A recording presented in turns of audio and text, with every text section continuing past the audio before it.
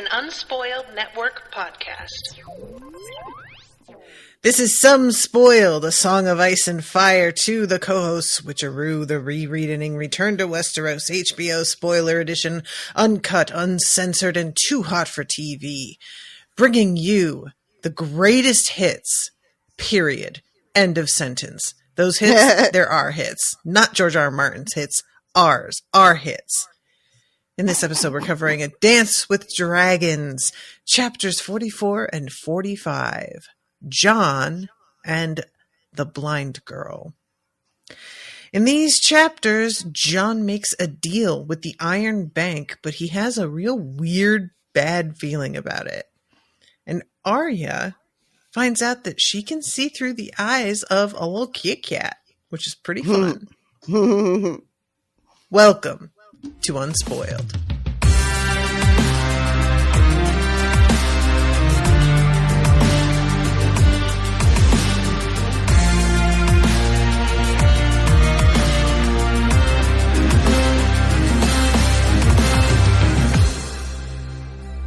Monsters are dangerous, and just now, kings are dying like flies. I am the king!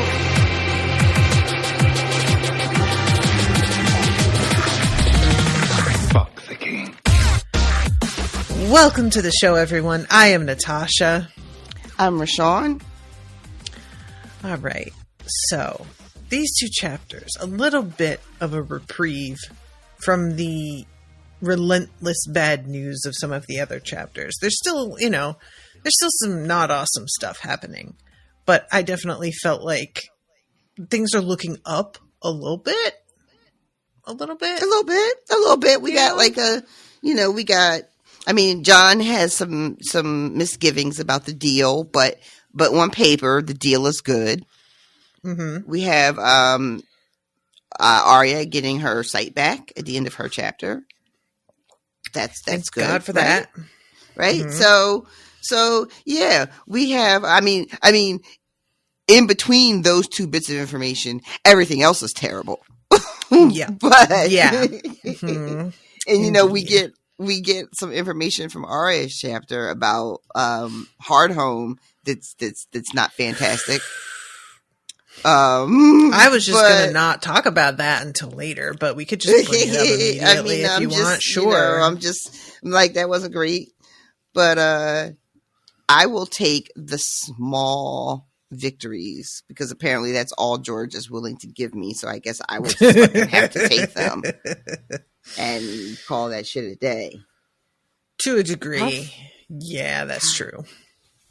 And I have to say, I found Queen Selyse to be really funny. I don't know why, but I giggled through most of her interaction with Jon. Ooh. She's not funny. Don't get me wrong, but she's funny. She's just like the way she's carrying herself and just the whole way she's moving here, the way she's speaking to Jon, the way she's insisting on she needs to be at the night, what is it called? The Night Fort. Even though he's trying to be like, that place is, I need you to understand, it's not great over there. It's not great. And yeah, she just keeps acting like it's going to be like when she pulls up. The whole thing. It made me laugh because I at one point actually said to myself, "Oh, this bitch don't know what book she's in." Like, you know what I mean? I know exactly what you mean. It was like she hasn't been in this book and she just hopped in from a whole other series, where things are working much better for everyone than what the reality of this situation is. And then when 1-1 shows up, I don't know. I just giggled, y'all. It was a very strange reaction to have, but I thought the whole thing was really, really funny. I really do enjoy 1-1. Just like getting ahead of ourselves a little bit here. Yeah, but as always. The way that they're just sort of like, well, it'll be much safer here. And then you just hear this like creaking sound and a shadow falls over the entire gathering and they look slowly upwards at his grinning face as he goes, 1-1. And they're just like, oh. Yeah, it's a good moment. So we start the chapter with her pulling up, and I love this. How John knows that he has to come with a retinue because he has heard that if he hasn't got the accoutrement of power, she just straight up will not know who he is. And it turns out not to matter because the first thing she says is, please escort me to your Lord Commander. Listen, the opening line of the chapter really sets the tone for me. Queen Celise descended upon Castle Black. Yeah, that is a really good word. That's a strong word. And that's a word that means something. Right? It just really sets the tone and lets you know immediately the type of energy that she moves with. And then, to your point about John going through this extra bit of pomp and circumstance to make sure that she understands who he is and his position, and her being like, thanks, young stable boy, please show me to your commander or whatever the fuck. And he has to be, that's me. It's I don't me. know why thanks, young stable boy is so funny, but there's something about it that feels so stilted and weird. Like, she doesn't say that. She doesn't call him that. But that's how I heard it. No. You know what I mean? Yes. Like, it's just, it's very, very good. And then when he clarifies who he is, she isn't like, oh, I beg your pardon. Or, nope. She's just like, they said you were young, and she doesn't finish her sentence. But in my mind, the rest of the sentence is, but this is fucking ridiculous. You're like 12. And all she does is give him leave to rise and then introduces her daughter and some of the rest of her party. I think she introduces her uncle. There's a very, very cute moment where Shireen blushes when he, makes his, what do you call it? His acknowledgement to her introduction. And it's like, I'm at your service. And it just says that she reddened and said, thank you, my lord. And I was like, oh, that's very, very cute. Yeah. Yeah, she really doesn't have as much to do in the book as she does in the show. Her interactions are very, very limited with everybody. Yeah. Which I guess is, hopefully that means she's safer in the books than she was in the fucking show. Now that we have Celise leaving Eastwatch and making her way to the Night Fort with the idea that she's going to at some point reconnect with Stannis, worries me a little bit. So I'm just hoping they just don't get there in time, because I really don't want to see her burn. I'm not here for that. I don't want to see that. So hopefully they never actually hook up with him and he has to sacrifice if he chooses to. This is going to sound real shitty, but it ends up being somebody I don't care about. So let's see. The queen beckoned to another member of her entourage because first she introduces her loyal knights. I may as well. Sir Narbert, Sir Benethon, Sir Bruce, Sir Patrick, Sir Dorden, Sir Malagorn, Sir Lambert, and Sir Perkin. There's also Patchface. And then the Honorable Tycho Nestoris, an emissary of the Iron Bank of Bravos, with his 3-tiered purple hat, which is just immediately you know who this is if you remember that hat, because that hat is hard to forget. That hat has a real special place in my memory that isn't justified, really, considering the many better things I have to remember that I do not. But for whatever reason, I really have a strong mental image of this 3-tiered purple hat and instantly know who this incredibly minor character is solely because of that hat, which that's a lot of work that hat is doing for the story. And I really respect this choice. Smart. I just really... It's a smart move as a writer. And she also introduces Axel Florent, And the letters he'd received from Eastwatch by the Sea had a deal to say of Axel Florent. Very little of it good.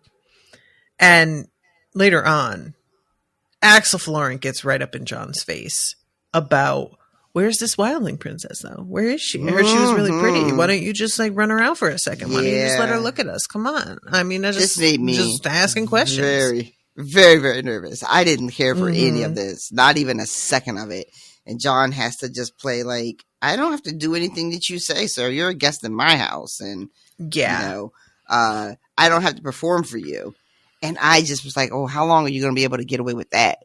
Like, how long are you going to be able to just say, and then Florent is like, well, I'll get the queen to tell you to do it. And you'll have to produce her. And John has to just be like very diplomatic. I think he said something like, I don't think the queen would ever, abuse her power or something like that. Basically, like, I don't think your queen would do that. Yeah. But she could do that. She might, though. So yeah, this whole introduction, just like we said already, she starts talking about wanting to get over to the Night Fort. I love the way, how kind of you to make room for us. The queen's words were courteous enough, though her tone said, it is no more than your duty, and you had best hope these quarters please me. We will not be with you long, a few days at the most. It's our intent to press on to our new seat at the Night Fort as soon as we are rested. And, the thing that I keep thinking about here is just they are in a good place right now when it comes to food, but hosting over and over again these groups of people, just how much this must cut into reserves and stuff over time. And how careful they have had to be already about everything. And it's just going to start to get harder and harder. And John is talking about, like, they've only been able to restore part of the Night Fort. So there's a lot of it that's, like, kind of fucked up. And it might be better for you to go back to Eastwatch. And she's like, well, we didn't like it there. We found Cotter Pike to be an uncouth and unpleasant man, quarrelsome and niggardly. You should hear what Cotter says of you. This is all his thoughts. And when she is just saying, for those who aren't aware, niggardly, a lot of people have been, like, mistaking this for, like, being linked to the slur. No, it just and means, it is like, not cheap at and all. stingy. Yeah. Because there have been a few people who were like, I'm really surprised George used that kind of language. And I was like, nah, like, that's not what that means. I also wouldn't put it past him to use that kind of language. Don't get me wrong. But, that's just what he's saying. What she's saying here about Cotter Pike, I think, is that he wasn't generous with food or supplies. And, like, nobody's going to be generous with food or supplies at this point because they can't. And I'm really wondering what she thinks is going to be at the Night Fort that Eastwatch didn't have. That is really she can the suddenly question. Play fast and loose with, like, like, this is why she's so, like, funny in a ridiculous way, because she doesn't seem to be reading any of the rooms that she's in. She wasn't reading the room at Eastwatch. She's not reading the room here at Castle Black. And I don't think she's going to be reading the room when she gets to the Night Fort, if she actually ever gets there. She is just somehow not plugged into the reality of her immediate situation and the broader situation. She's like living in some fantasy world where she's queen, I think that she thinks that this place, because it's set up for them, that it's going to be, like, supplied in a way that other places haven't been, because the supplies are being kept for the royal family. You know what I mean? Like, he doesn't have access to it because all the good stuff has been sent forward to where we're going to live, which is like, that's not what's happening either, girl. Yeah. But okay. There's a moment when when Patrick, I think it's Patrick anyway, Sir Patrick, who says something to John about, and John has to bring up guest rights and all that. And he says something about one and being just like, I didn't know that you were giving shelter to just basically any old fucking thing that wanders by, you know. And John has to be like, well, they're a guest, one's a guest, and just the same as you're a guest. And there's a real feeling of like, we are not the same. How dare you even suggest that somehow we are the same, you know? Yeah, it's does Celeste know about the others? Like, has she seen them? Do we know? Well, she is a follower of Melisandre, so I think that I don't know how explicitly Melisandre has talked about what exactly the reasons why the night is so full of terrors. You know, like specifically why. Yeah. But I feel like as a follower, it would not be something that she would have trouble accepting. I think she would believe it. I'm trying to find when Patrick says the thing, because I feel like he says something almost like, and if the others showed up, would you give them, you know, safe shelter too? Yeah. Which suggests that they are aware. I just can't find that like moment. I can't remember. It's if just tricky because like or not. The others was just a sort of curse joke sort of thing to say for a while. So sometimes it's hard for me to tell whether they mean this like quite literally if they were to show up, or if it's just a sort of like, oh, and if, you know, the devil arrived, would you roll out the red carpet too? You know what I mean? If it's just sort of that kind of thing. But that's true. I keep forgetting that phrase existed for a long time after everybody kind of forgot that supernatural things, you know, existed in the world at one point, and it's kind of lost its bite, you know, and just become like a very kind of colloquial thing. Patchface does say something about how in the dark the dead are dancing, which I mean, I know they don't pay a lot of attention to Patchface, but listen, he used to be saying that shit anyway down at Dragonstone about Under the Sea. So I think everybody has just learned to tune that little creep out. I would not be able to really listen to him day in and day out saying all of this kind of weird shit. Patchface is like one of the scariest characters to me somehow. Really? It's not really very logical, but there's something about him, and he just feels like a ticking time bomb. And I have no idea if there's anything really to that. But there's just a feeling with him of like, at some point we're going to find out something about him, and it's going to be like all of a sudden just the worst thing ever. Get real, you know? Yeah, a little bit. I do remember in Davos's early chapters, whenever Patchface was around, being like a little unsettled by his presence. But I think, I can't remember exactly why now, but I think a lot of that has to do with just sort of how uncomfortable I am with the idea that you have people who are the designated entertainment, and part of the reason why they have that role is because of some sort of physical impairment or cognitive impairment, and then being, you know, all you're good for is this role of like fool, you know, professional fool. Right. And that is just kind of gross in and of itself. So I get like the icks when Patchface is around, but what you're talking about is not that far fetched. I feel like there might be a darkness there brewing, you know, just under the surface, just barely concealed under the surface. Yeah, something, I don't know, something about him just bothers me, man. I do not care for him. So let's see, talk about the like, she had heard the giants were dead, and he was thinking about Ygritte again. Ygritte comes to mind for John just so often. And I don't have a problem with that at all, but it was something that I didn't really remember on like my first read, that she just constantly sort of is chiming in here and there in his thoughts.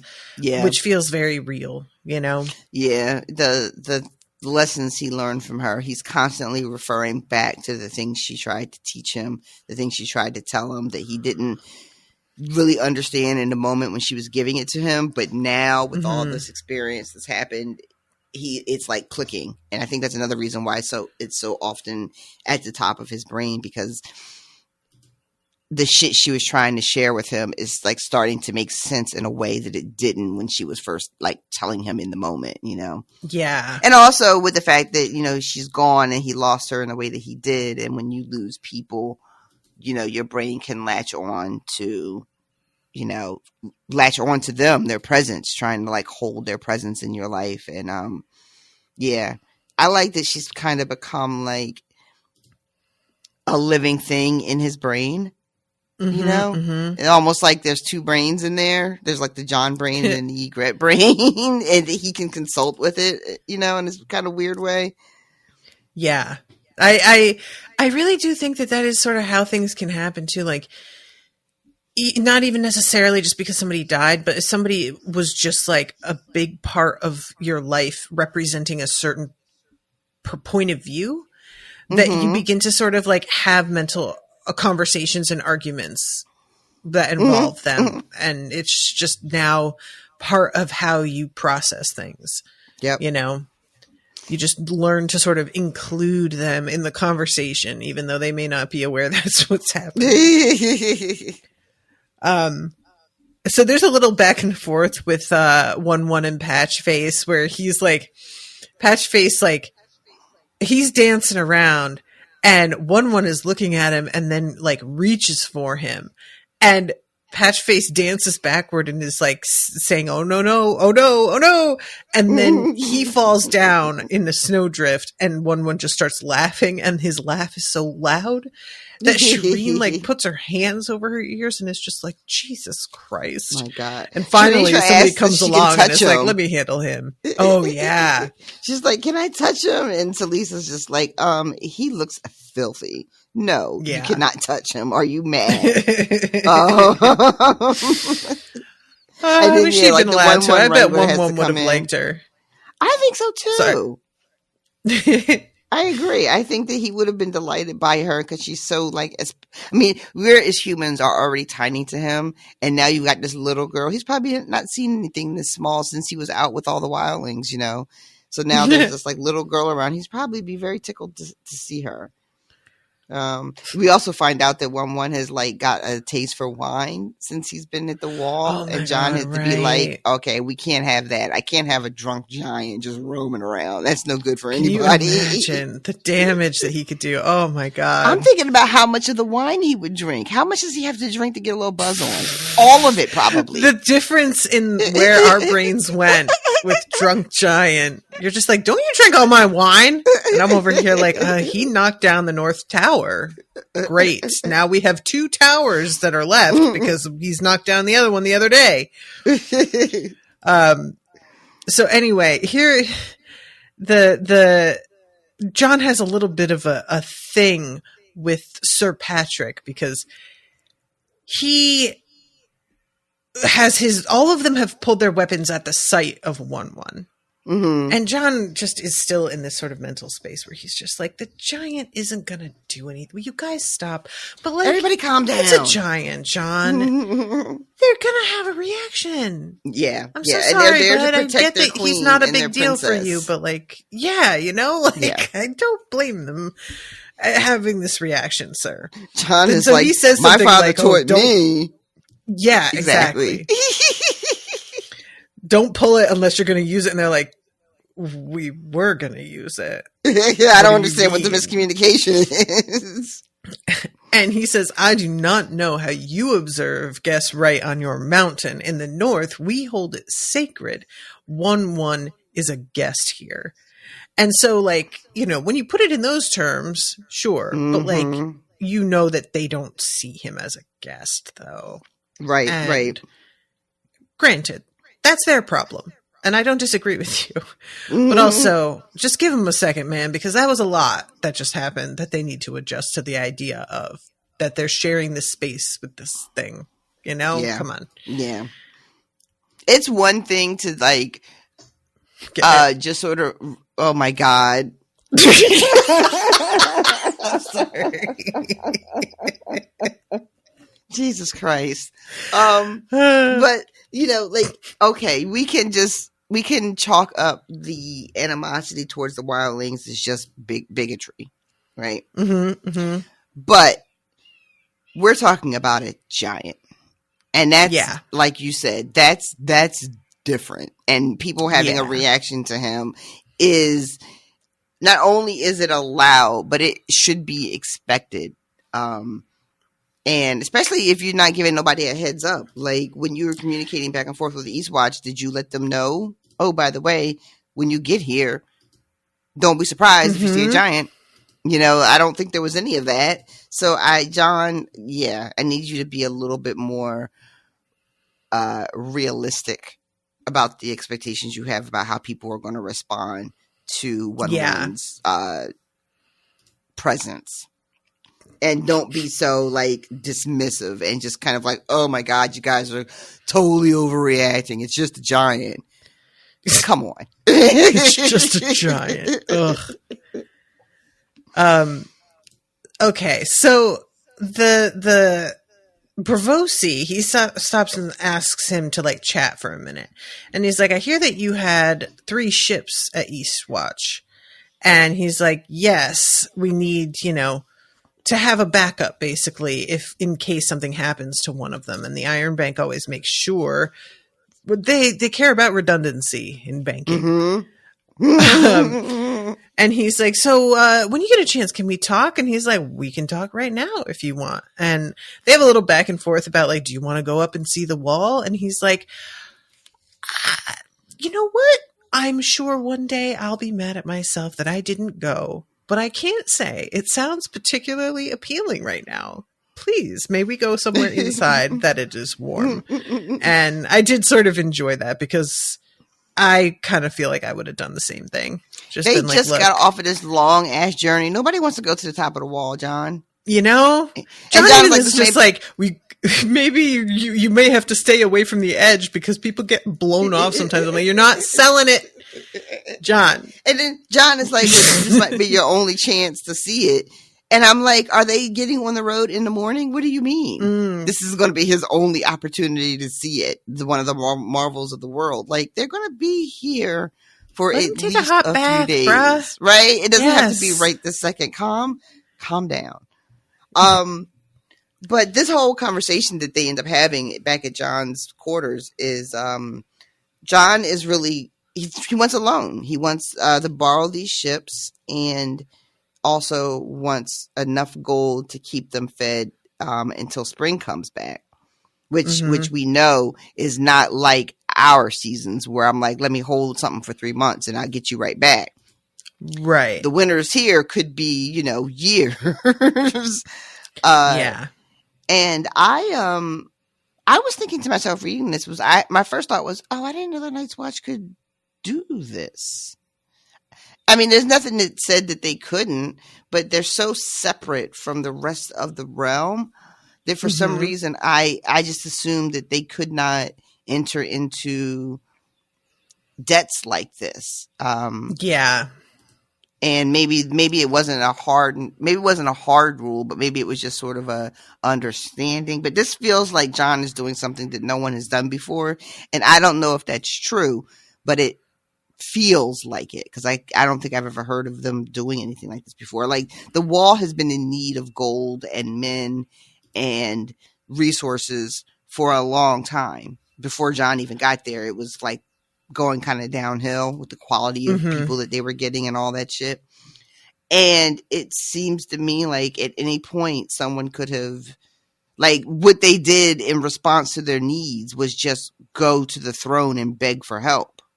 But nobody ever was like, you know what, let's just go make a deal ourselves with the bank. I'm wondering if it was just like the distance, but also he sends Sam to the fucking like, I guess that's a good point. Like, whether or not this is sort of out of the norm or not. And I'm looking through the notes that we got from Austin, and he doesn't really mention how, like, the historical precedent for this at all. So I'm not sure, but it feels to me just sort of like, I don't know that John would have thought of this if Tycho Nestoris had not just happened to be here already. Right. Right. You know what I mean? Like it's not, it doesn't feel like he like exactly thought to himself, we should do this, and then went out and made it happen. It was that like, oh, this guy's going to be here and I should take advantage while he's here. Right. Well, yeah, of course. Like, yeah, that's definitely like, I don't think that this would have occurred to him either. But I'm thinking it wouldn't have occurred to him either because there's not really a precedent for it. Right. So why would you? Well, that's kind of what I'm saying. Like, I think I'm agreeing with you is like, it doesn't seem like there is a precedent, and he only did it just cause like, oh, well, that's convenient, you know? And I don't know if, why wouldn't you reach out if this is something that they would agree to? Like, Tycho doesn't express any sort of, oh, this will be a first. Nothing you at guys all. asking us for help. Like, there's nothing like that. So I don't know. Yeah. I don't know. And, the whole conversation that they're having about why this man is here to begin with is very interesting. And we find that John, I didn't know he was going to tell just like, he doesn't want to tell John the business, but he ends up just telling the business. Yeah, he does. He acts all like, well, you know, there's patient confidentiality here for a second. And then he's like, yeah, well. And we get confirmation, which we already knew this from Cersei's POVs earlier, but so John finds out that basically the Lannisters are in the throne are not paying their fucking bills, and it looks like that the Bravosi are like, well, Stannis will honor the debts of the throne, and we are more than happy to help him get that seat because in the end it will serve our interests. Yeah. I'll tell you what, boy, money does not really give a fuck about anything except itself. It's how to get true. it, how to get more of it, how to get it back. You know, they don't give a fuck about who's sitting on the throne. All they know is y'all bitches owe me money, and the people who are currently there are not paying, so we need new people to be there. Simple as that. And it's about not very different from how it works now. Yeah, and just the fact that Cersei, it has not occurred to her that should I simply refuse to pay it back, they will throw their weight and money behind somebody else is so asinine. Her whole attitude was just like, what are they going to do? What are they going to do? What do you mean? What are they going to do? They're going to find a way to come get their money. Who's going to check me, boo? But except that you are literally in a hockey uniform, surrounded by people who will check you at any moment, and you just don't seem to know where you are. Like, you know what I'm saying? Like, who's going to check me? Everybody will check you. Literally everyone who's here. Dink. So yeah, they make this. I do really, really like it. How eventually it ends. By the time Jon Snow signed the parchment the Bravosi drew up, both of them were half drunk and quite unhappy. Jon thought that a good sign, which probably is. Oh man, I almost said Joe, like Jon Snow. I was like going to say Joe Snow. Like I was inverting there. Girl, there was a fucking snapped recently. And the murderer's name was Tanasha. And when I tell you, I could not stop laughing because it just sounded like somebody fucking my name up being drunk. You know? And I just like over and over again, every time somebody said Tanasha, I just like, every time. And they said it a lot. So anyway, I just almost did to him what it felt like that name did to me. Tanasha. I'm sorry. But is that a feel real attacked name? by sure, I've never met a Tanasha. I've met plenty of Tanishas. Yeah, Tanisha I've heard. But I don't think I've ever met a Tanasha. But I mean, it's just flipping one vowel out, so it's not that far, in my opinion, that, far-fetched. But Sounds wild to me. But Girl, anyway. girl, my name is Rashawn. I can't, you know. That it's doesn't like sound weird to me. I've said it a million times. My name has aged into much more common parlance. Like you are like the variations of the Shawns that exist, you know, the Ray Shawns, the Day Shawns, the LaShawns, on and on and on. But that is a generation behind me. There are not a lot of people my age with my name. When I was a little girl, there were very few names like mine when I was little. And then your generation, it's just littered. It's to the point where it's like my name might as well just be Sandra at this point, you know?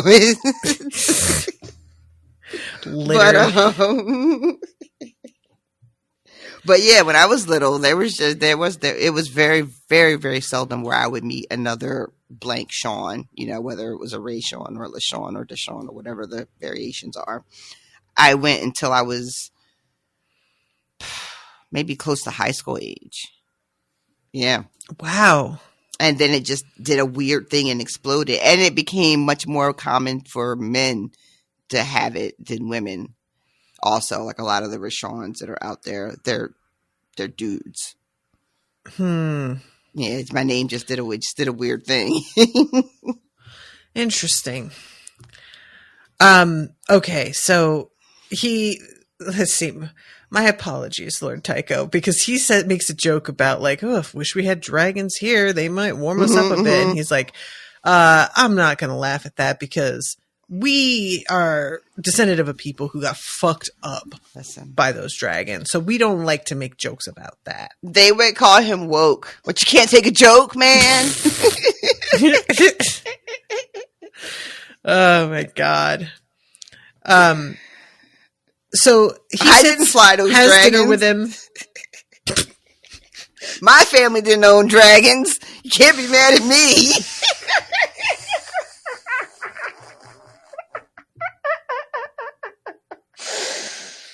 I'm so sorry. I don't know where that came from. Commentary. Trenchant. Okay. The queen herself was absent, as was her daughter. By now, presumably, they were settling into the king's tower. So they're eating, and here comes fucking Axel Florent, who has some big ears, and he's got like bow legs, and John has a moment of just like, oh, this fucking guy. But he knows that he can't really like play it like that because this dude actually does hold some sway and can make trouble for him. So he has to take this whole thing seriously. John is also like, and I heard that this dude just let his brother get burned up. Where is that, you know, like, where is that okay to do? And no one seems to be treating him with the sort of disdain that usually comes with being a kinslayer, or a kinslayer, sorry. But, cause he didn't actually do the deed himself. But as far as John is concerned, he says it's the next best thing. And, he's feeling a little bit of a way about that. What sort of man can stand by idly and watch his own brother being burned alive? And that's a good fucking question. It is. It's a surprising thing that, I mean, I guess we don't really spend time around other people involved with Stannis too much. So I don't know how other people feel about it. I am sort of curious whether there are more folks than just John that sort of side-eye him for this. Like, we know that Cotter Pike talked shit about him to John, but that was just about this man as a person, it seems right, like. Yeah, he just seems unpleasant. Just this whole, you know, as a person seems very, very unpleasant. But yeah, I really do wonder now that you say that, like, are there other people hanging around who just sort of look at him like, this fucking guy, did you hear what he did? And nobody says it to his face, and he's not aware of how everybody views it because he's, you know, he's locked in with this whole thing with Selyse as having to be supportive of Melisandre and the Red God, and to sort of keep his position. So I mean, you just made me think of something about Celise. I mean, she's also related to the Florence, so that was her uncle that was burned. So low-key, Celise is also, by association, a kinslayer. So I guess if they wanted to side-eye him, they'd have to side-eye her as well, and that's getting to be a little dicey. That's a good point. Maybe everybody is just like in agreement that we're not gonna say anything. Like they have their private thoughts about, late at night when it's just them, they maybe think about it, but then the rest of the time they're just like, yeah, no, we're not, out of sight, out of mind. We're not going to even consider it. Because the That's implications interesting of because it, like John doesn't even think about Celise having been really involved either. Nope, he sure doesn't. He's all his energy is for Florent, for Axel. Axel Florent. I don't know why. What? About that. I don't know. Something about that just made me laugh. It just feels like, I was going to say that feels made up, but like all the names are made up, so that's a ridiculous thing to say. But you know how sometimes some things are more made up than others, I absolutely know what you mean by that. Yes. Something about that name. I'm just like, oh, come on, get out of here.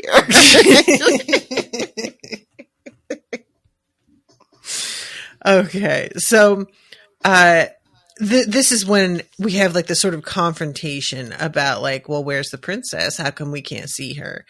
And John realizes, oh, he fucking knows that I do not have her and doesn't really know how to handle this. He kind of takes a beat and thinks through like all of his options. And finally just says she won't be joining us. What? I was just going to say that he's like, where is she? I'll go to her. And John is like, she's somewhere safe. And then he's thinking, away from you. Yeah. I like that. This dude is like, I just don't like him. I don't like He's Axel heard Florent. that she's very pretty and he wants to see for himself. And then it's a lot of rapiness happening here. I like to see it with my own eyes. Some of these wilding women, a man would need to turn him over to do his duty. If it pleases the Lord Commander, I'd like to have a look at her because I heard she's so pretty. Like this is all, no. Even if she was there, I wouldn't let him fucking see her. Right? Just the way, and I appreciate John being like, she's not a horse to be trotted out for inspection. And he tries to be like, I promise I won't look at her teeth. And I'm like, nobody's worried about that part.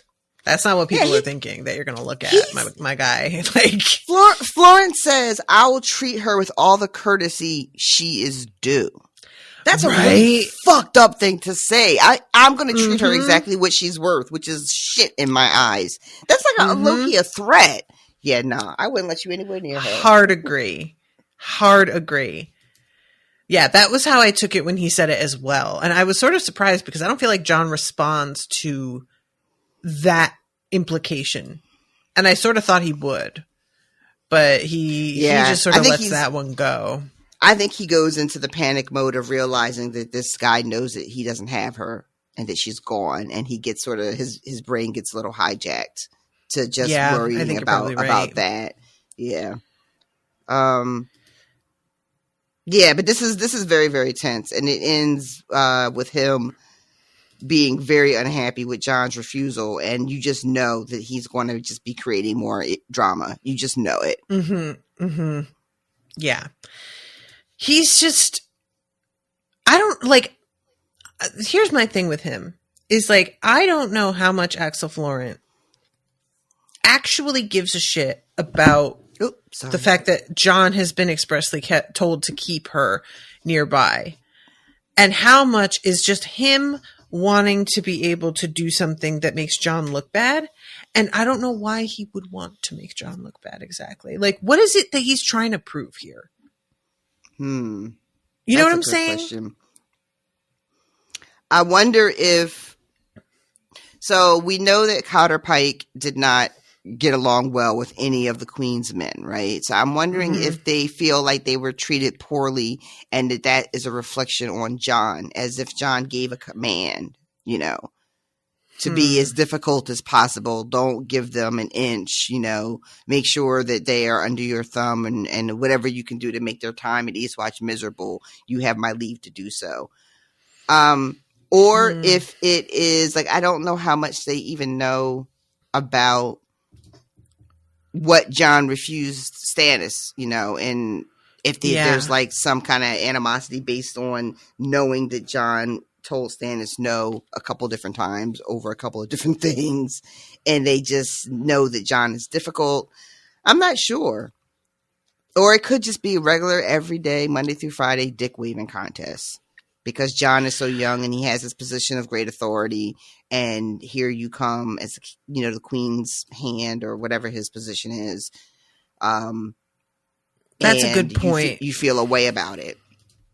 Yeah, that's a good point. I hadn't really considered it in just like the real simple terms of like, I just want to show you that I can make you do stuff, which motivates people a lot more often than I really realize, frankly. It's a weird thing to be a motivator, in my opinion. But, people are built different, I guess. So, but yeah, it's not something it's not a thing that I always immediately recognize or even consider as being a motivation for someone's actions.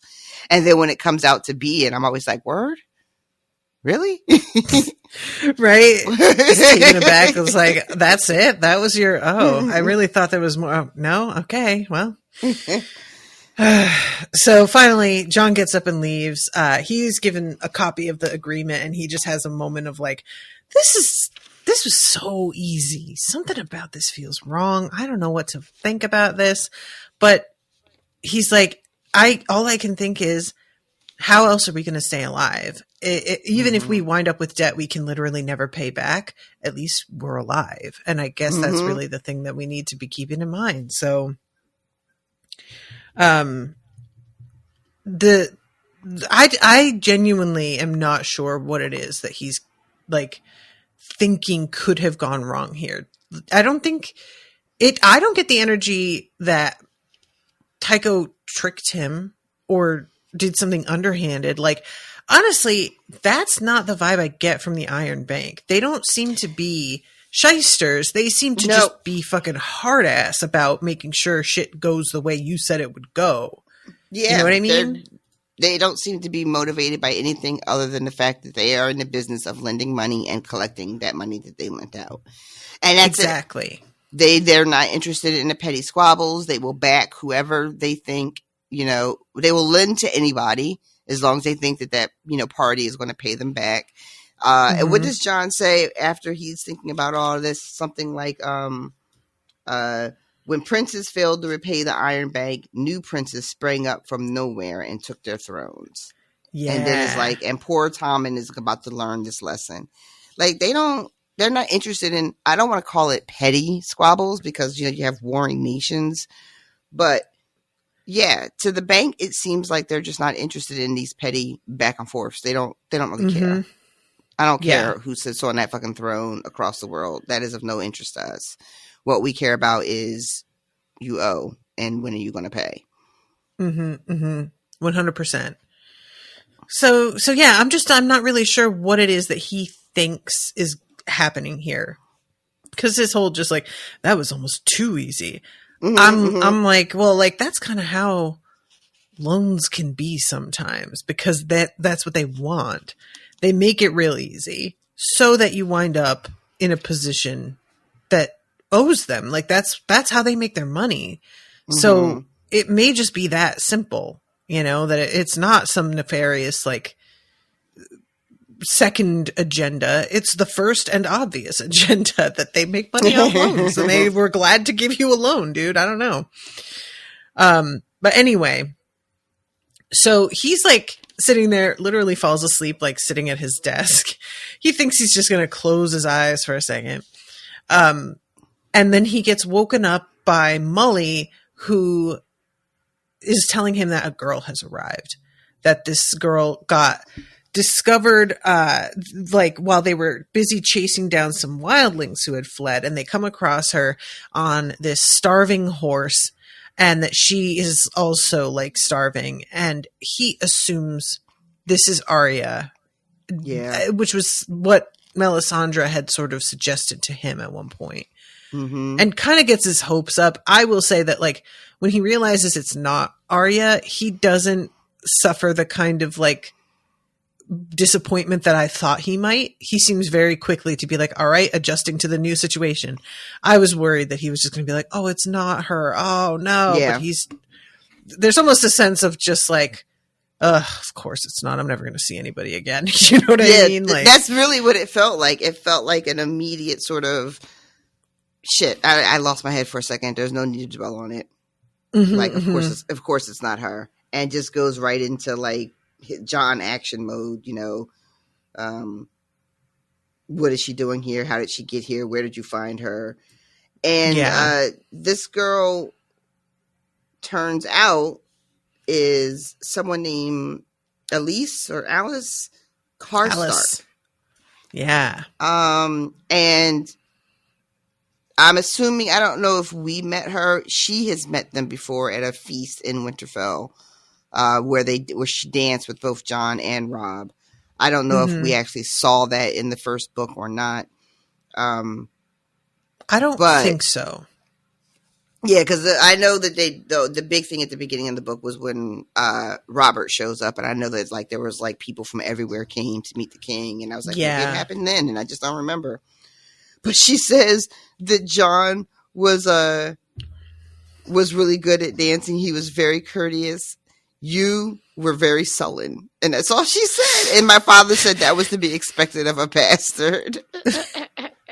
Jon says, "I remember." Said that. Ugh. And she says, "You're still a little sullen, but I'll forgive you."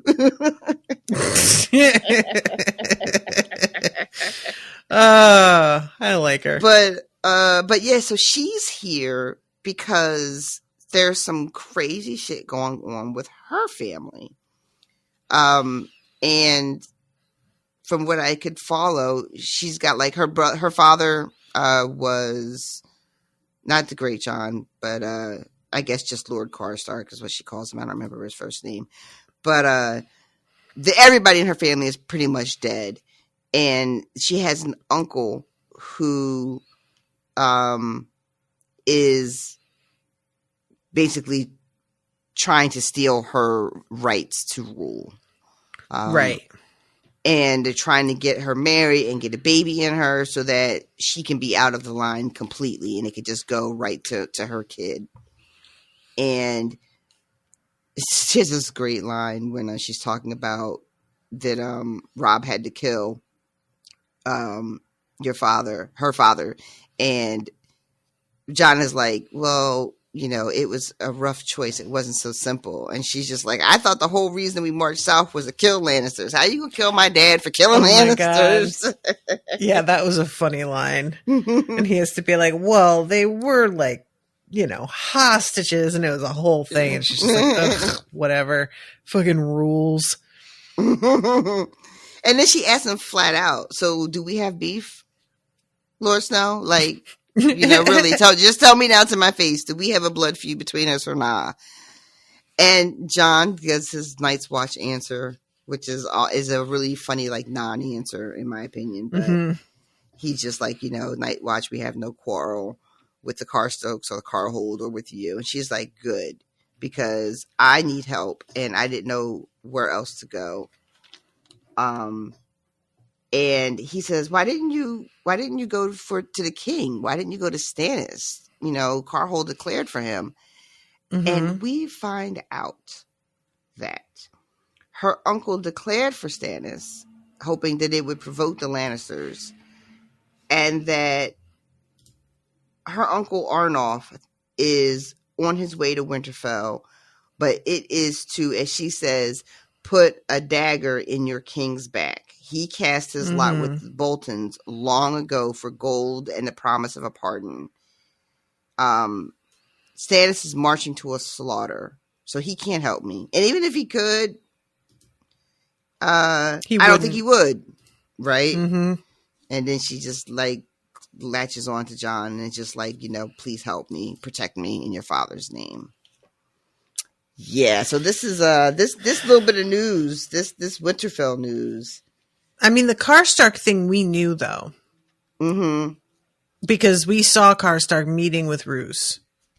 And right. when we're in Theon's POV. That's right. So we actually had that right. info. She's just telling somebody who could actually warn Stannis at this point. And that's the first time that he has potentially had access to that information. Ooh. Do you think Jon will warn him? I don't know how he can in time. These people are stuck in the snow, starving. If they could if they could move, then maybe Jon's people could get to him. But I don't see how, if they can't move at all, you can't just send a raven to a they go if to you don't know like exactly trained where buildings that they've been to.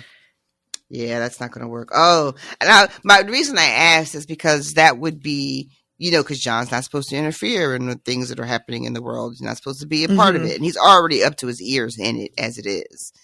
Yes. As much as he doesn't want to admit that he is, he's up to his ears in the world's business. So I was curious if he would have that conflict, that internal conflict of, am I allowed to, send word to Stannis and warn him? Is that me getting too involved? But logistically, I think your point stands, where even if he wanted to, like, how could he? Yeah. I don't think that's happening.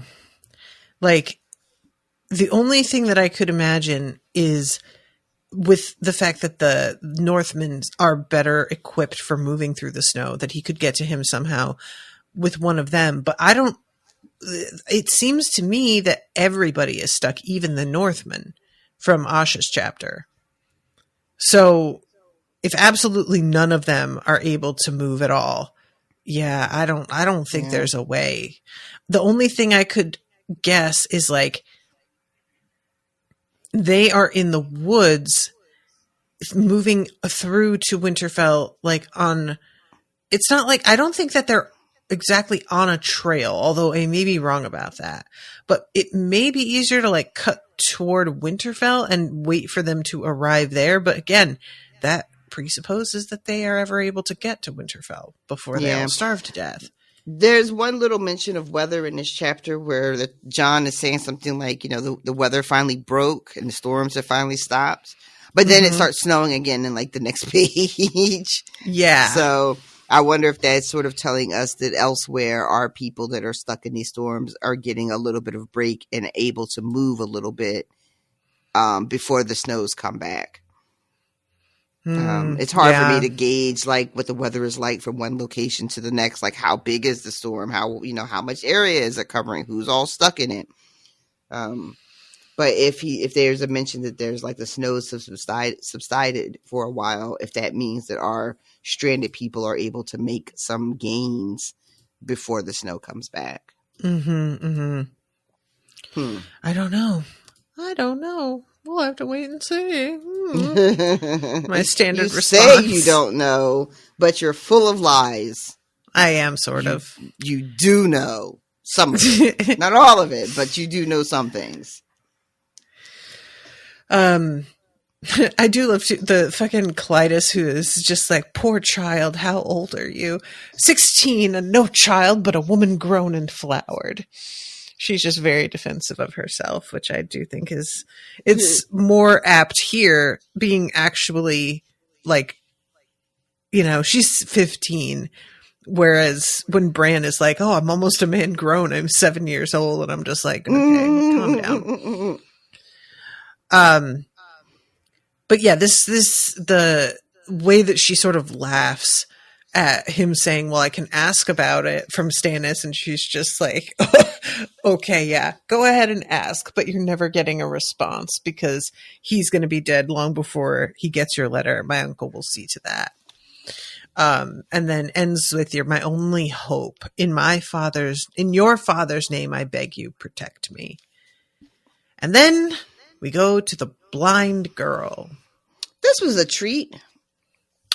Yeah, this was kind of a nice departure from things, just getting to see the daily happenings and the training that Arya's going through. How did you feel about this in comparison to the way it's depicted in the show? Well, and we had a conversation about some of this not too long ago. My memory of this part of the story on the show is like really choppy and news that surprises no one.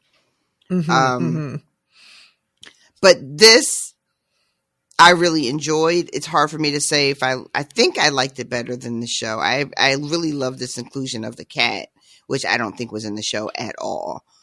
I don't think so either. I was trying to remember that. Yeah, because they didn't really, because they very rarely ever leaned into the whole, Stark kids as being able to warg into animals thing on the show as it was. I think they had one thing where they maybe had her have a dream about Nymeria towards the end of the show. Well, it wasn't even a dream. I think they had her see her in real life where she's like going through the woods and she comes across a pack and there's this giant dire wolf and there's like a moment where they look in each other's eyes. And I think that's all the show really did. I don't remember. So how for them to introduce the cat in this way, it just feels like, no, they absolutely didn't do that. I could be 100% wrong, but I don't think they did. I loved it. And you know what I was curious about? Does the kind man know that she can do this? Does he know about this power? He seems to know so much. He seems to be creepily aware of everything that she's thinking and doing at all times. Yeah. You know what I mean? It's super creepy. Oh, yeah. Oh, God. I will never get over What? But that's an off mic conversation. But it just reminds me of somewhat. So the kind man and the way he knows things about, like, I can tell when you're lying and when you're telling the truth, and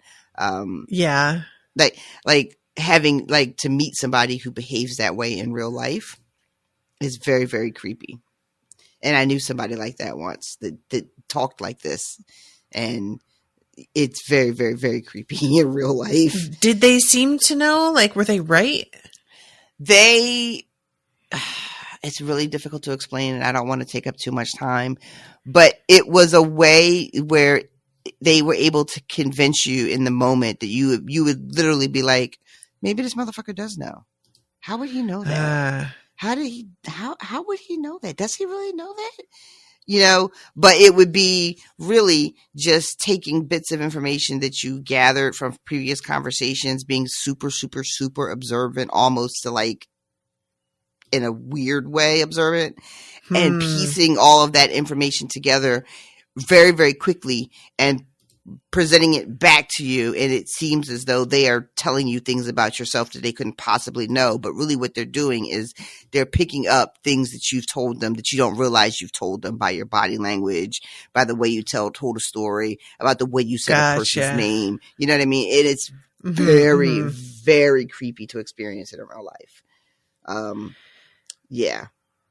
It sounds it. Yeah, no thank you. But I've lost what I was going to say.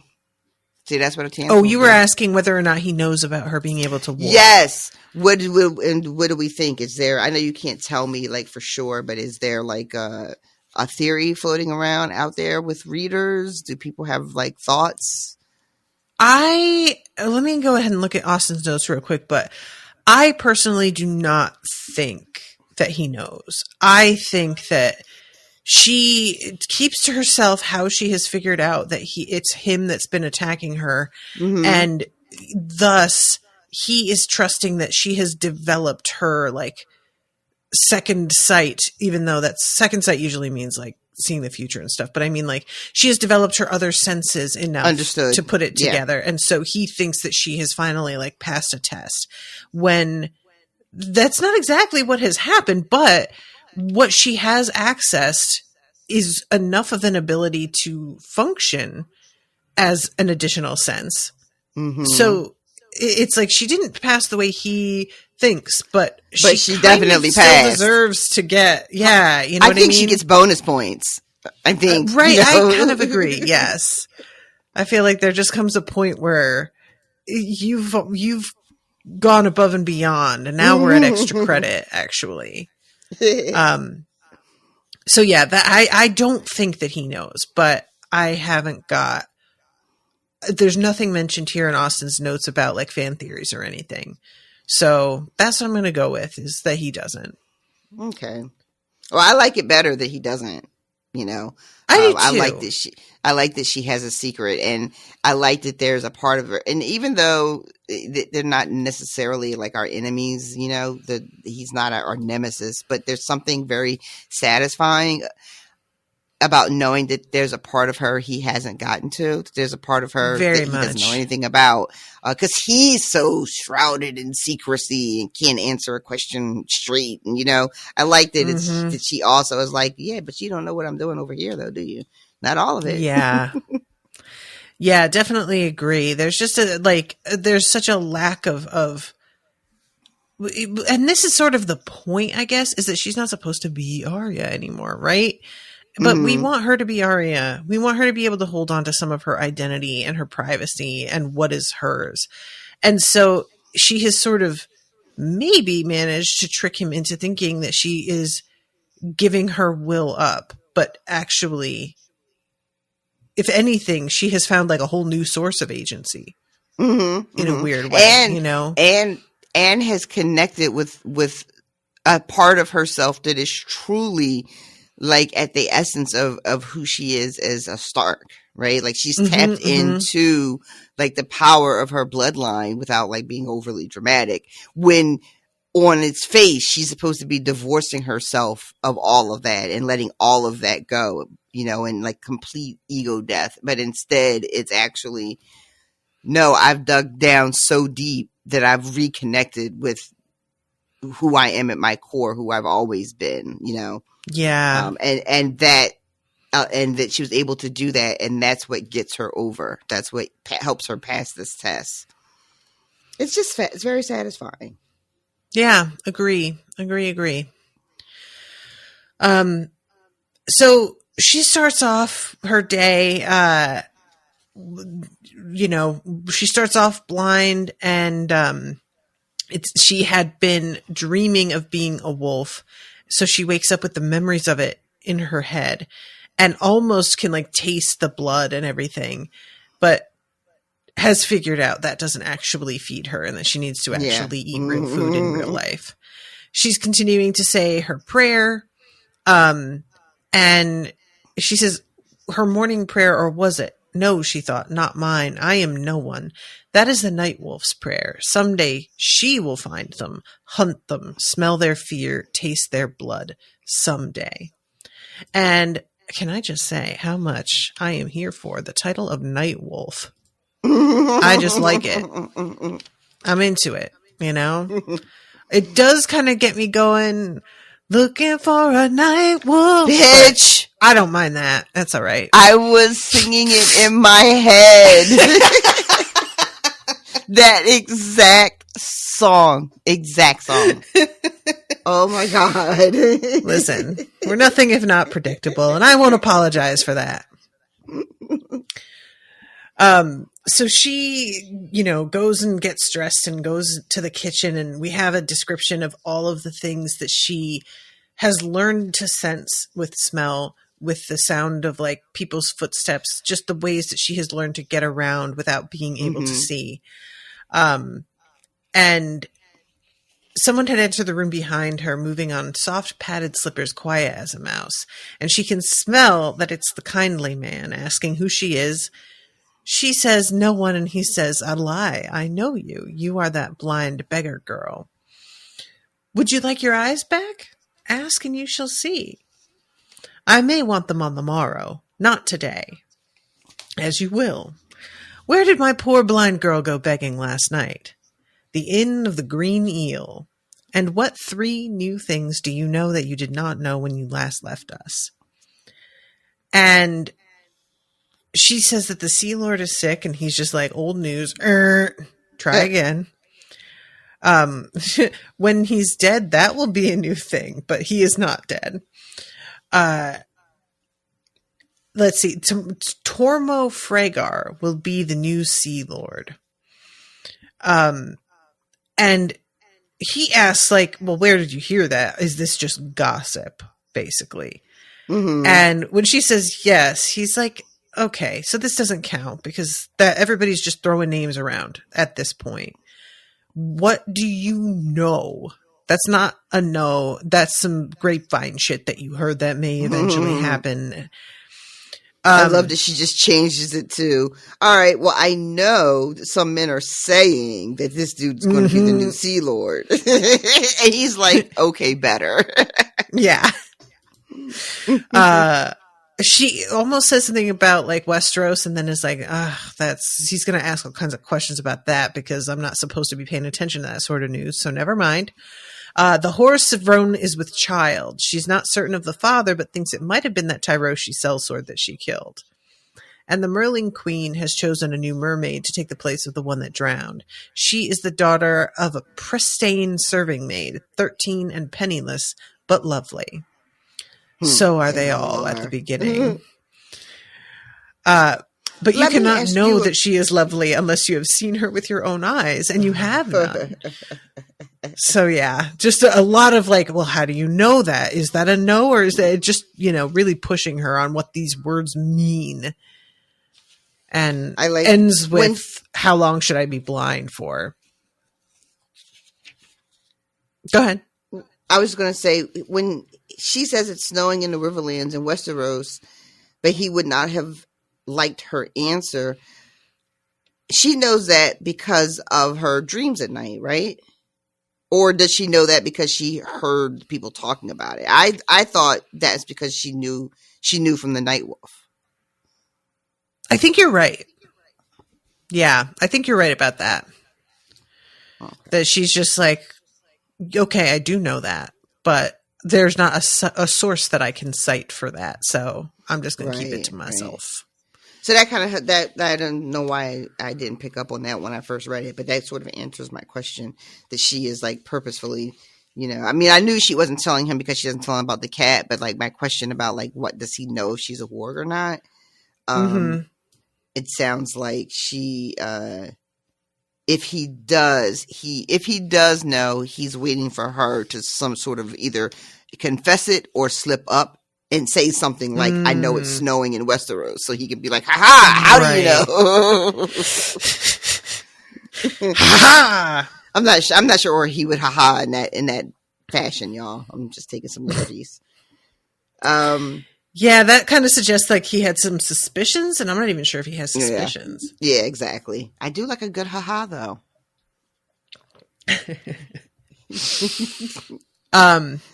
So yeah, when she says, how long must I be blind until darkness is as sweet to you as light, or until you ask us for your eyes? And she's just determined to fucking not cave on this. And we get some like mentions later on about all of the shit that she has been through with not being able to see. And oh yeah, this is terrible. She like sleeps in the hallway at one point because she can't even find her way back to her room.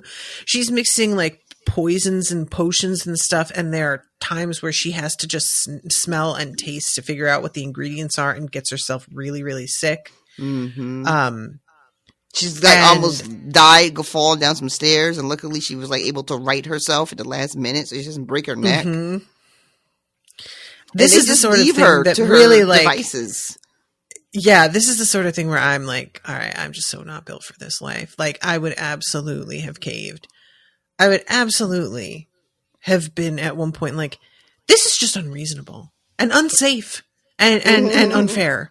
And I refuse to participate anymore. I would like I'm my really eyes, taking please. A stand on something. Yeah, because the deal is if she gets her eyes back, then she has to go.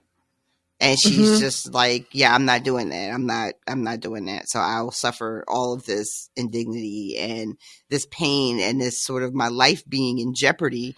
And the best they can do is give her like a stick, like a little walking stick. Which but to be fair, she is like, this thing has saved my fucking life. This thing is the business.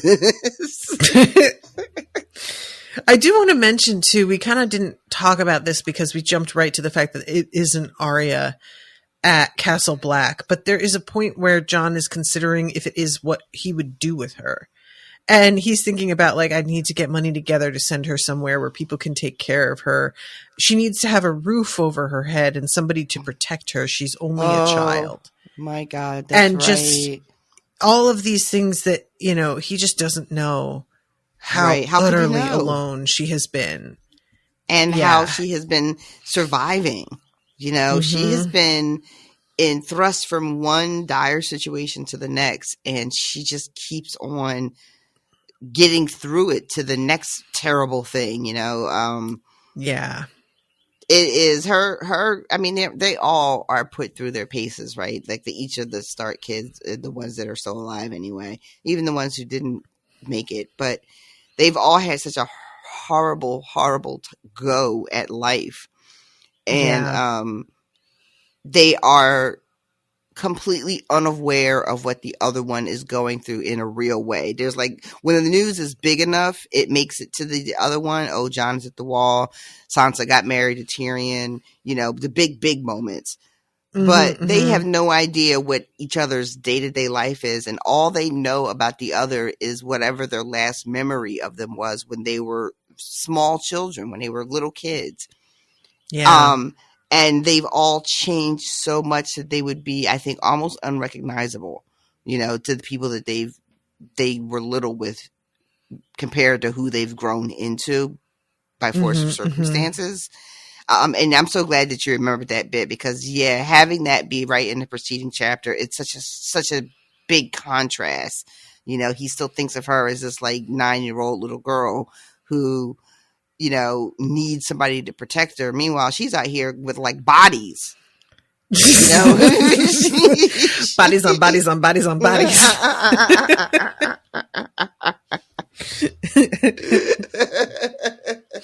Like, you know, like not counting like his full on battles, but if you just take 1-to-1 combat, you know, she's got some numbers. Like she's giving Jon a run for his money with like the number of people. So yeah, I'm really glad you remembered that. So the routine that's going on, you know, there's also learning different languages, which is,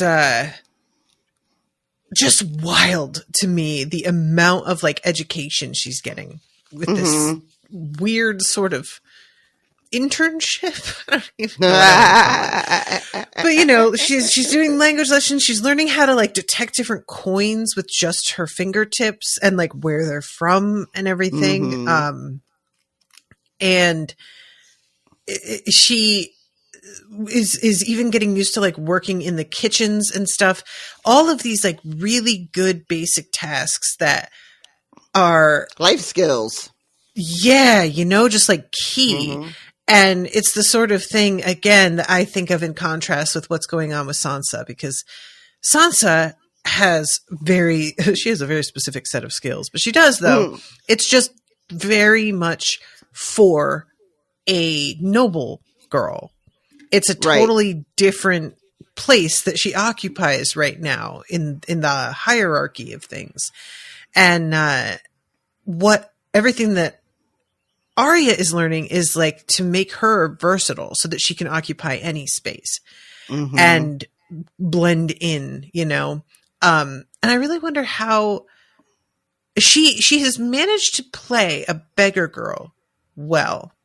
But what if she were called on to like be a noble? Could she pull that off at this point? Because that's a fascinating question. I really don't know if she has got any of that in her yet. She didn't really absorb it as it was trying to be put into her as a child. So all she has available to her is a little bit she learned at Winterfell that she wasn't really interested in learning. And since she's left, no one has been trying to teach her any of that stuff really. You know, think of all the different jobs she's had. The closest that she would get was she a cupbearer? In the book, she was a cupbearer for Roose, right? Yes. At fucking Harrenhal. And that's like probably the most time that she spent with like any like highborn or noble people in any sort of intimate setting. That was it. Everything else has been working in the kitchens, working in fucking with animals or just being in the woods for months at a time, you know, either chasing something or being chased by something. Yep. And of all the skills that are mentioned here in this chapter that she's been learning, this education she's getting, there's not a single word about anything like that you're talking about. Not a second.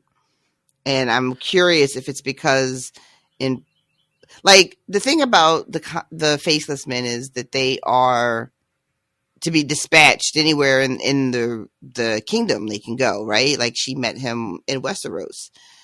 Right. But it seems like everything he's teaching, like, because in Bravos, they don't have, like, it says that they don't do, when they're talking about the king being sick, she says something like, here, it's not just like going to pass to his son because they don't believe in that. You know, it's going to be like a fight for who's going to be king next. So it suggests a different sort of class system.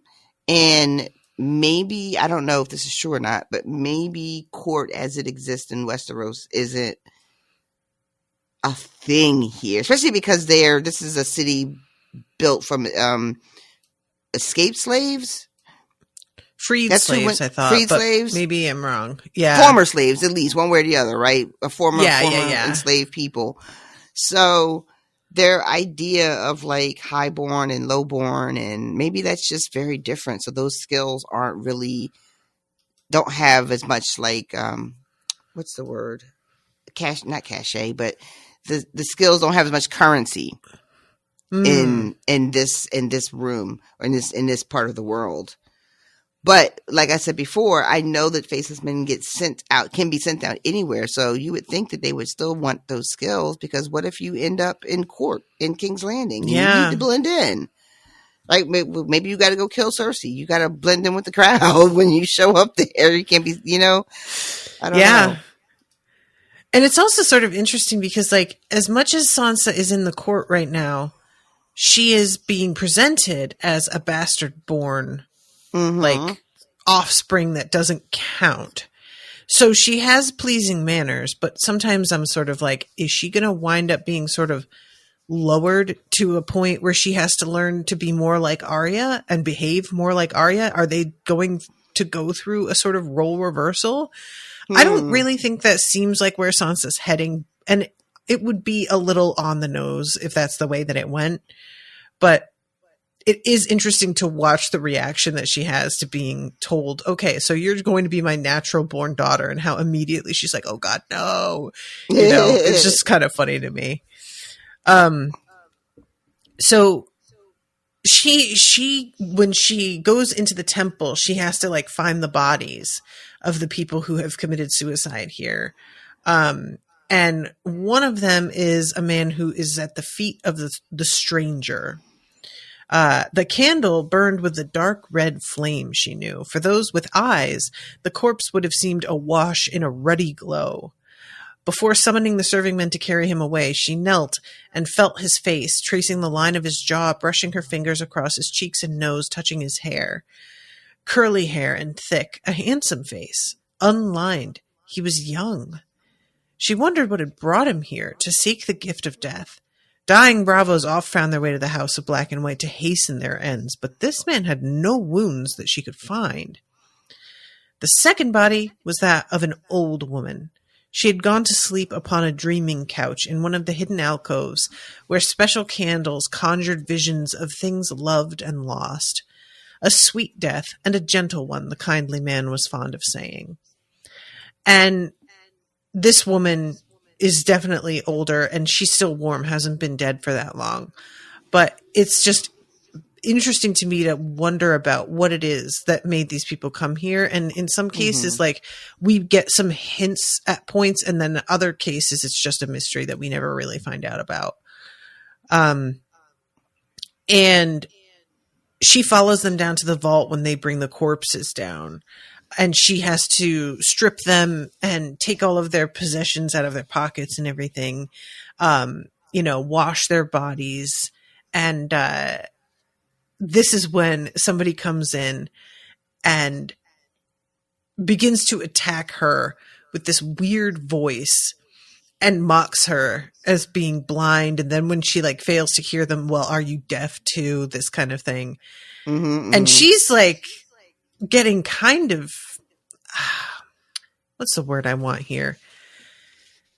They're kind of working her up so that she's getting careless, and she's realizing that that is what's happening, and sort of making herself like take a moment and not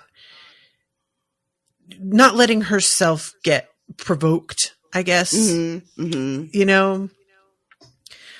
I wanted to mention that when she's preparing the bodies, the old lady doesn't have anything on her that's of value except this ring. But the guy, the young man, has I think she says he has 4 dragons from Westeros, which doesn't necessarily mean he was from Westeros, right? He could have just done business with somebody. But I just thought that was interesting. And I pick up on shit that nobody cares about, and then I miss the shit that everybody cares about. But I get so paranoid. I was like, am I supposed to know who this man is? This guy who's dead. Is he somebody? Is he somebody? Curly hair and thick, a handsome face, Westery coins. That could be anybody. Yeah, I don't think this is somebody that we know. Okay. But yeah, so this whole thing, eventually she gets beaten, but she tries to be like, well, nobody beat me. And I'm like, well, you have no weapon in your hand. So I kind of say that that's a beating, but okay. And she's thinking about like the fact that now she's like the blind beggar Beth, but she had been cat of the canals, and that she met a lot of people and had been friendly with them, and she can't be friends with them now because she's a different person, and how much she misses playing that character.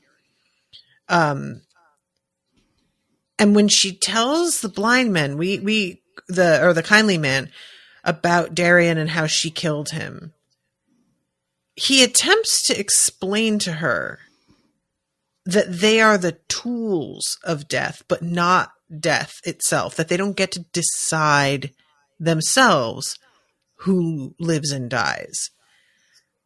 Does she understand the difference? And she says yes.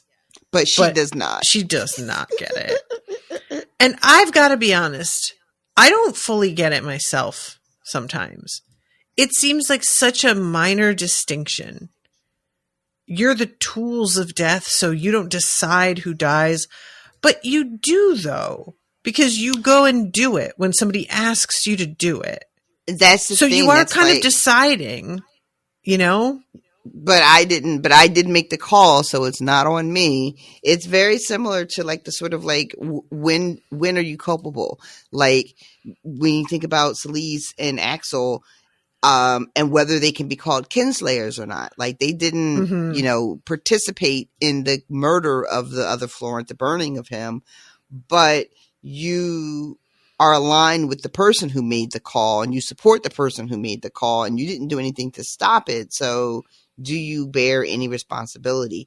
And, the kindly man is like, we do not, people tell us, that they're ready to die and we help them along the way. Or someone tells us that this other person needs to die and then we go do that. But we are not the ones deciding who lives and dies. We are just fulfilling whatever decision someone else has made. And I feel like that is playing in our faces. I agree. It just really seems like trying to be like, well, do you get the difference? And then be like, well, see, you don't get that. I'm like, I don't know that you really get the difference because it doesn't feel like there's enough of a difference to make this argument and then laugh at the fact that she's not getting it. Like, it almost feels for me like he's trying to get her to agree to abide by this bullshit tenant. That she has to like blindly be like, yeah, of course it's different, in order to be accepted into this sort of brotherhood thing, when like the point is supposed to be that she pretends that there's a difference and that she'll go along with the lie. And I don't know, maybe I'm just being ungenerous here, but no, it's a similar conversation that that girl Alice just had when she says, you know, Rob took my father's head because he killed some Lannisters. I thought that's what the whole war was about. And John is like, well, no, there's a distinction. There's a difference. You know, your father didn't kill the Lannisters that we said it was okay to kill. So he had to die. Right. It's, you know what I mean? Like drawing these fine lines around it to try to, because ultimately the truth of the matter is either it's okay to kill people or it's not. Mm-hmm. And we want to say it's not okay to kill people, but we also want to kill people all the time. Mm-hmm. For whatever reasons we come up with. So we make all these weird ass rules around when is it okay to kill. And if you fit into these very initially narrow, you know, definitions or these very narrow rules, then it's okay to kill. But then who it's okay to kill gets bigger and bigger and bigger and bigger until you sound ridiculous when you try to act like, no, we have rules we follow. Do you? Oh, there's rules to war. What? Yeah. You make a compelling argument, ma'am. So he says, this is why you must walk in darkness until you see the way. That evening, after supper and a short session of the lying game, the blind girl tied a strip of rag around her head to hide her useless eyes, found her begging bowl, and asked the waif to help her don Beth's face. The waif had shaved her head for her when they took her eyes, a mummer's cut, she called it, since many mummers did the same so their wigs might fit them better. But it worked for beggars too, and helped to keep her head free from fleas and lice. More than a wig was needed, though. So they give her a mole and some pox scars, and she goes out there and has learned, in order to not be run off from any particular place that she could stop and beg, she has to play it cool about like not staying in one spot all the time. Mm-hmm. Yeah, and she can't wear out her welcome anywhere. Yeah. And she also does have weapons on her, just in case somebody decides that here's a blind girl with a bowl of money and let me just deal with that. She's ready to deal with it as well. So she goes out and she finds her way to, what is the name of this place that she goes? Pinto. Right. This guy smells. Black, she calls him the Black Bargeman. And yes. He stank of sour wine and stinky cheese and of himself because he never changed his clothes or washed his hair. That you smell of yourself is wild. Like she's naming all of these external things, and then she's like, "Oh yeah, by the way, he just does not have very good hygiene, so he just stinks on the regular just by himself." And he's like one of those that kind of does I'm such a hard ass thing, but she knows that actually he's probably the most likely to like give her food and drink and be chill with her. And if he's in a good mood and it isn't too busy, he'll actually take the time to stop and chat with her and tell her again a story about that one time when he was such a badass that she's heard a lot already. And she, in return, humors him by letting him tell her the story. And if she lets him go ahead, has something to eat, and eventually business begins to pick up and he walks away, and soon some folks are in here settling down and chatting with one another. And it's that thing where they are trying not to be overheard, but they don't consider her a person. So if she overhears, it's not a big deal, and they just keep talking, even though she's right there. And she goes back, and eventually we have her telling the kindly man what it was that she learned yesterday. I know why the Sea Lord seized the Good Heart. She was carrying slaves, hundreds of slaves, women and children roped together in her hold. Wildlings from Westeros from a place called Hardhome. After the big battle where the king beyond the wall was killed, The wildlings ran away, and this woods witch said if they went to Hardhome, the ships would come and carry them to someplace warm. But no ships came, except these 2 Lyseni pirates, Goodheart and Elephant, that had been driven north by a storm. They dropped anchor off Hardhome to make repairs, saw the wildlings, but there were thousands, and they didn't have room for all of them, so they said they'd just take the women and the children. The wildlings had nothing to eat, so the men sent out their wives and daughters, but as soon as the ships were out to sea, the Lyseni drove them below and roped them up. They meant to sell them all in lease. Only then they ran into another storm, and the ships were parted. The Goodheart was so damaged, her captain had no choice but to put in here, but the Elephant may have made it back to lease.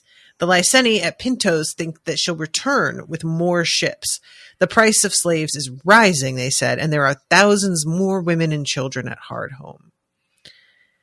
So, bleak. You're going to be taken to someplace warm. What else, though? What else about that place they'll be taken to? Anything? Is there any other tidbits you might want to inform me of? Any other details? Yeah, it's horrible. And then to think, like, I don't know how they would know. The people that were left behind at Hardhome would have no way of knowing, I guess, what really happened to the people that left on the ships. But I'm thinking about John showing up with his ships trying to like save people. And now I'm wondering, like, is John going to get there at the same time the Lyseni people get there? Is that going to be like is that going to be the battle? Or because I don't. I mean, Hardhome on the show was like that. I think we talked about this recently too. But that episode was like when the show was good, y'all. So fucking one good. of the best episodes of television. Period. Agreed. But like the idea that these people are starving and cold and without hope, and ships show up and promise to help and then steal them into slavery. And then John's going to show up with some more ships talking about, I'm here to help. And again, like, I guess there's no way the wildlings would know what happened, but I don't know. I don't know. It's possible that he runs into them, like the slavers shows up at the same time. That's what I was saying. Yeah. Okay. I thought you were talking about like the people refusing to come with him because twofold because I had mentioned about like what if John shows up at the same time the Lyseni people are back and he ends up having to like fight with them, which nobody has time for. We got like a lot of really important shit happening, but also if you have an opportunity to bust some slavers' ass, you kind of got to take it. I'm torn on whether I want John spending his resources fighting them versus trying to save the wildlings who are left behind, but also wanting to see John getting that ass. So I'm torn. But yeah, this is just really it's not. We've seen a lot of horrible stuff in these books, but there's something about this that is just like particularly difficult when you think about the fear and the desperation, and that they sent their women and children thinking that they were doing like a noble thing, and we're sacrificing ourselves so that our women and children have an opportunity for safety. And really all that's happening is that they're being stolen. Yeah. Yeah, it makes me wonder, like, how long did these people have before they were shoved in the hold and realized what was really going on? I like, and the people, the slaving ship that got seized, I'm assuming that those people are going to be freed, because the point is that we don't deal with slavery. Like, that's not on the menu here, right? But these guys are chilling at a bar, so I'm not sure that these guys were directly involved. I'm thinking they're hearing about the news and talking to each other about it, but maybe I'm wrong. She says that the guys that are in the bar are sailors from the Goodheart. Shit. Sorry. Hold on a second. Fucking Navi calling me again. Interrupted. Whenever they call, it stops my GarageBand. Oh shit! I didn't even think of that because it's on the phone. I mean, on the fucking I gotcha. Sorry, but what you were saying? I was saying, no, the sailors in the bar that she's listening to are from the ship, are from the slave ship. They're from the Good Heart. Oh, they're directly from it. Okay. Yeah, yeah. So I don't know. I'm not sure that seizing the slaves means that they're going to be, that these dudes get like prosecuted, though. Oh, okay. But Maybe that, they just, you know what I mean? free them? Like, I don't know. I'm not really sure how that works. I'm looking at the notes from Austin. The Arya hears that some Lyseni slavers have been captured carrying wildling slaves they, quote, rescued. And while this one was stopped, others carrying wildling women have been taken to Lys. Some fans have wondered if taking these women to Lys might accidentally trigger a rebellion there, given what we know about how wildling women act, and that slaves know about the revolt in Slaver's Bay. So that's interesting. That is an interesting thought. But yeah, I'm not really sure. I guess I just kind of assumed that, like, you know, you thought you were going to pull a fast one with your fucking slaves here, and we're seizing your cargo. You go on your merry way. If you want to try and slave again, just stay the fuck away from us here. It's your bad fortune that you had to come into port and get all of your stuff taken. But that's sort of the way that I had thought it would go, but I don't have evidence for that. So I'm curious if anybody out there listening, like, has a theory, or if we get more information later. I don't know if we do or not. I don't remember. That sounds about right, because then what you have is, you know, they seize the ship itself as well.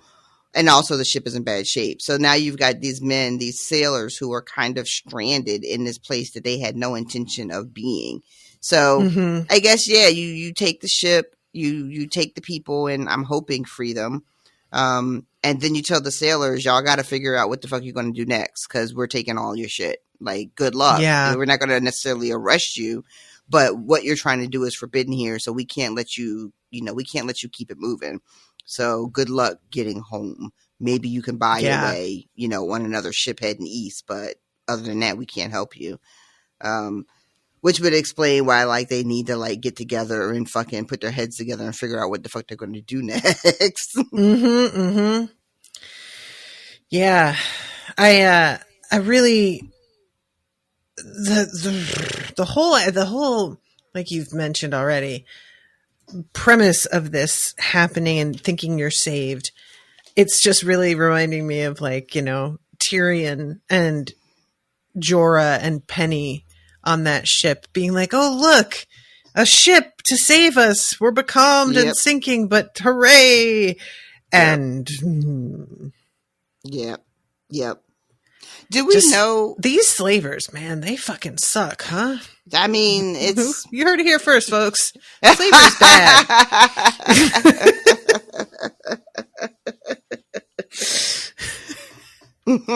Stay tuned for more incisive commentary. So that's two things that she knows. And he says, what's the third thing? And she says, I know that you're the one who's been hitting me. And she fucking smacks his hand. She whacks him. I loved it so much. Good for you, Arya. Yeah, and he says, how do you know that? How could a blind girl know that? And she says, I gave you 3. I don't have to give you 4. And thinks to herself, maybe tomorrow she'll tell him about the cat that had followed her home last night. And when she's in the bar listening, this cat comes over to her, and she's like, oh, hey, it's you again, and hops up in her lap, and she's, petting it, and it's purring. And then, you don't really think anything of it at the time. Except that she whispers to the cat, you know who I am, don't you? You're not fooled by this mole. You remember I'm Cat of the Canals. And so then this reveal that the cat has followed her home, and that she's able to see him through the cat's eyes. It's just so fucking satisfying. It just really is like, oh, that is lovely. Yeah, when it's sitting in her lap, like the cat is just not fooled by her costumes. The cat knows. Then she was no one, and she heard almost every word, and for a time it seemed that she could see them too, through the slitted yellow eyes of the tomcat purring in her lap. One was old and one was young, and one had lost an ear, but all three had the white blonde hair and smooth fair skin of Lys, where the blood of the old freehold still ran strong. Very, very good. So yeah, I do enjoy how, like, it's almost like, and I'm not sure if it's meant to be that she is trying so hard to use her other senses that this ability kicks in because she's attempting to strain to, like, observe as much as she can.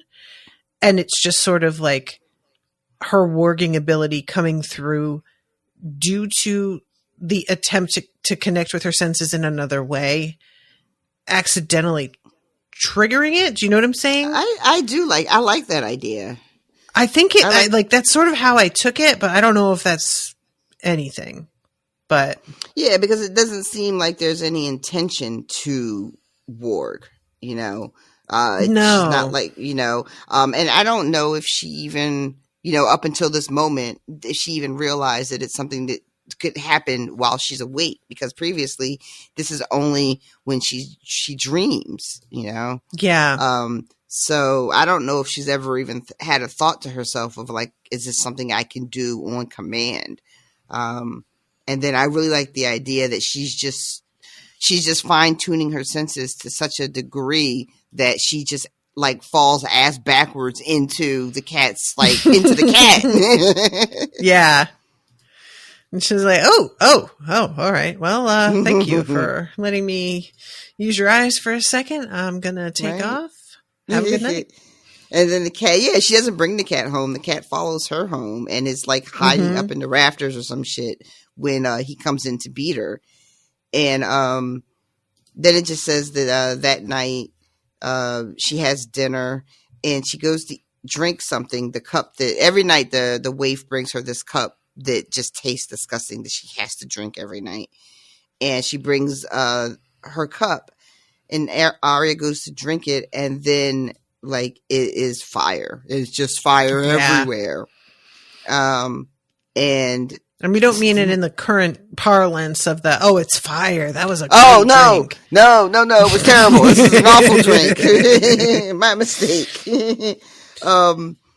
And yeah, she wakes in the morning, and when the night wolf leaves her, and she opens her eyes, and she can sing, and she can see. So it was a very different book. Yeah, and it just says she opened her eyes and saw a tallow candle burning where no candle had been the night before, and she had never seen anything so beautiful. I like that. Yeah. It's been so long. I wasn't expecting to see her. I felt like we were never going to see her again. Yeah, I was sort of, because I knew that we did check in with her again, but it did occur to me when her chapter popped up. I was like, I wonder if Rashawn, like, anticipated this, because I feel like I had Rashawn forgotten. did not. Yeah. Rashawn did not anticipate it. I just was like, I don't look ahead to see what POVs are coming. So I never know when I've gotten the last POV for a character of this book. Like, I just never know. Am I going to get another Davos chapter? Am I going to get another, you know what I mean? I have no way of knowing if that's just the last time I'm seeing her. So I started to think, well, I guess that's it for her in this book. All right. Well, that's the end of these two chapters. Don't have a new patron, it doesn't look like, to announce this week, but everybody, just wanted to let you know I have added the coverage of Avatar: The Last Airbender, Legend of Korra, and the first season of Loki to Patreon for purchase. And warning, don't purchase from the Patreon app on your iPhone, because the Apple Store adds $11 to the price of those playlists. Order it from your desktop and do yourself a favor. That $11 doesn't go to me. It goes to Apple, and they do not need it. So, but if you are interested in getting access to all of them, you can become a $20 patron and you get access to all of those plus the Unsober playlist, which is over 120 episodes at this point.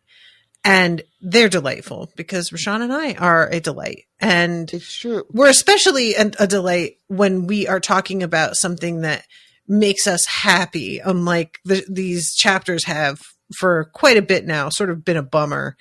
So I feel like if you're looking for the two of us in a more upbeat frame of mind, you probably want to get in on those Unsober chapters because they are a very fun time.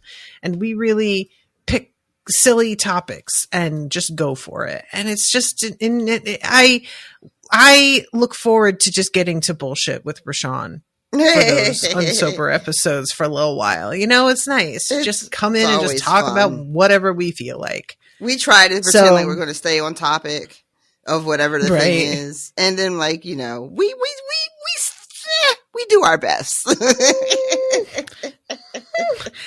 And I have also changed up the way that we do Unsober now. So I'm doing one a month with Rashawn and one a month with one of my other co-hosts. And that way, Rashawn gets a little bit of a break because she has a lot going on in her life right now.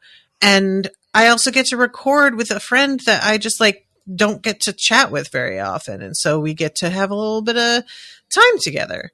So who's up next, it works out. And the next one is Chris Tax. He had been with me like about 2 months back and signed up for this next one. Miles really wants to be on one, but he is currently working on Saturday nights, so he hasn't been able to do it.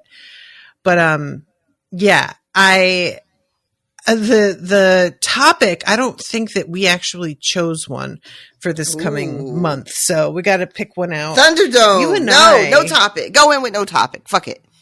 Just free ball. Topic. Oh my god. Just go in. Whatever happens, happens. The very idea. It's funny because I react in this like anxious way to the suggestion when actually that may as well be what we do for our regular Unsober episodes. We fucking do. Yeah. But I need the illusion of a topic to keep us in place. I need the you know. You are so funny too because you'll be like, I just got to get through this list.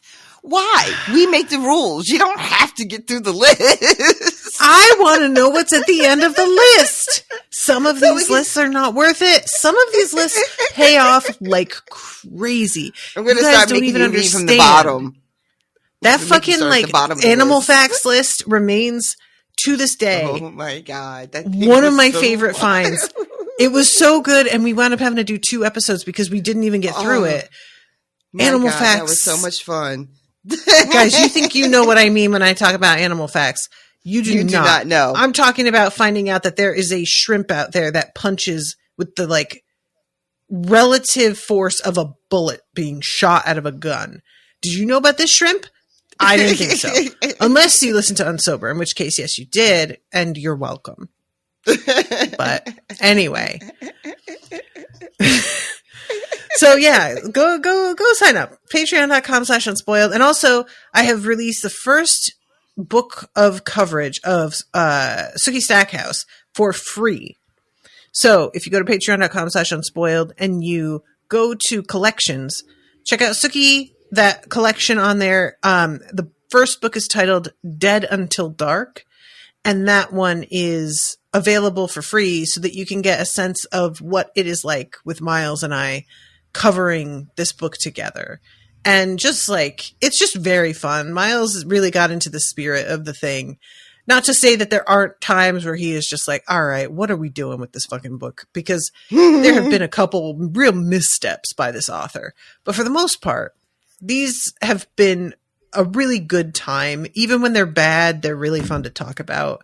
And the universe is just so wild that there's always something to sort of, if we don't want to talk about the plot, to spin off and talk about it instead. So I all of that, you guys yesterday, and it was a lot of fun. I had no idea what you were talking about because I haven't like read the books are so different from the show, and you guys are like you're just off in a completely different universe as far as I'm concerned.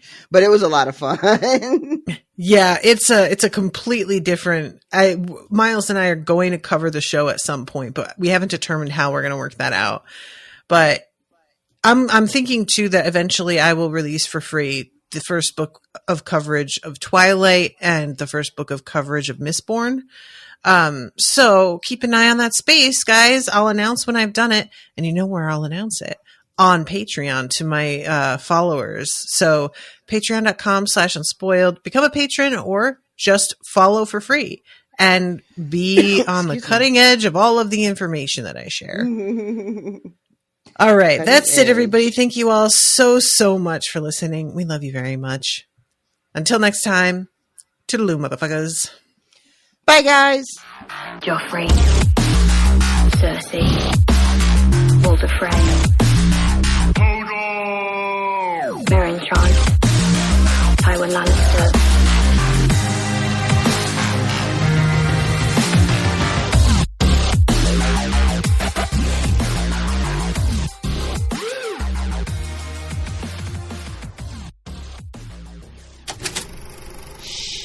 That was an Unspoiled Network podcast.